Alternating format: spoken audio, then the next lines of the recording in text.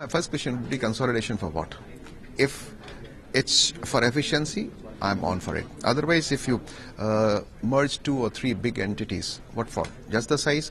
To me, size matters, but not that much. It should be, even the growth, people say growth should be efficiency driven. Talking about consolidation, if we look at our own Indian banks, we don't figure out in top 50 banks, global banks, whereas 11 banks from China, they are in top 50. I think 5 banks each from Germany and France are, Australian banks are on top. So that on one part says we have a lot many, little more than required banks. There should be consolidation because everybody comments about it's more about the cloning part of where is the niche. And now Reserve Bank of India, we see they gave only 2 universal bank licenses, 11 payment banks, 10 small banks. So I think this last monetary policy statement, governor did say there would be more newer types of banks, and one of them was custodian bank.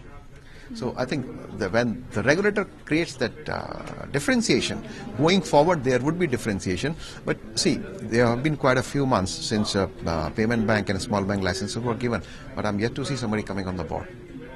So there would be debate within themselves that if they have to roll out this model, how? But ultimately, beyond a timeline, you will also look for some bottom line. Sure. So this time around we saw some liquidity boost measures announced by the governor. We've also seen a cut in small savings. MCLR is also there in practice now. What room do you see as far as transmission of rate cuts is concerned for your bank specifically? I think all these three things, what you said, this would make banking more dynamic. But many number of times, right or wrong, or not that so right, or not that so wrong, we do say that there's a problem of liquidity. Yeah, there was a problem. March every year it happens. Every quarter when the tax outgo starts, triggers, there is a liquidity issue. But that was on one side. On the other side, even the demand was not to that extent which it should have been. So to some extent, the SVGs happened on liquidity crunch on account of the fact that demand was not also there.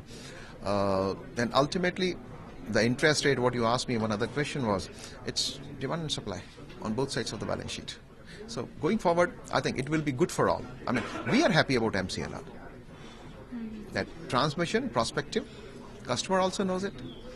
And we will not take a hit because what was happening before was, if I cut my base rate across the board, everything is at the reduced rate, whereas my cost of fund has not got down. It's good. And that's the international practice, has been the international practice. So you want to pass on some of those to your customers anytime soon, maybe in another month or so? It would happen every month if my MCLR formula, which is very robust formula, very encompassing and all pervasive formula, if that gives us a headroom to cut, yes, sure, why not? And ultimately we are in the competitive era. So far, lending to state governments was considered safe, but recently with the episode of, Punjab state government seeing some diversion of funds, alleged diversion of funds as far as food grains is concerned, how safe do you think such lending is for your bank? Why to single out the state government? There have been AAA rated companies which failed overnight. So I won't get into this controversy. Yes, there are issues which have been raised by regulator quite rightly so.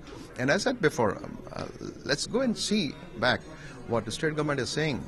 Is there some substance in that? So we'll take a holistic call on that. As far as provisioning for this is concerned, what is your outlook and what is your assessment as far as this is concerned? So to say, you have already written off the asset. That's what I'm saying. Let me go back, check. I mean, all the bankers will do that because the state government, I read that on the net yesterday. State government says there is some problem regarding the reconciliation of the stock and the receivables. The receivable also part of current assets, part of security. So how would you explain the hit on the balance sheet? How will it pan out for your financials? I'm yet to answer whether there would be a hit or not, whether it would be a bad loan or not. So it's a little too far-fetched. And ultimately that would be, if it is, it is. No questions asked. If the security is not there, it's not there. And it's not there for all. All will do. So would you be reviewing many such loans to state governments that banks have given in consideration, like they were considered to be sovereign rated lending and it was considered to be safe? Not that Regulator has said, therefore we'll review. We review in otherwise.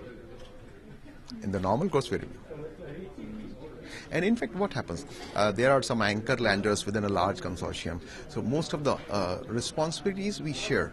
Like maybe 5 banks have got about 60-70% of the loan book to a borrower. Where what we do? Okay, these are the anchor lenders.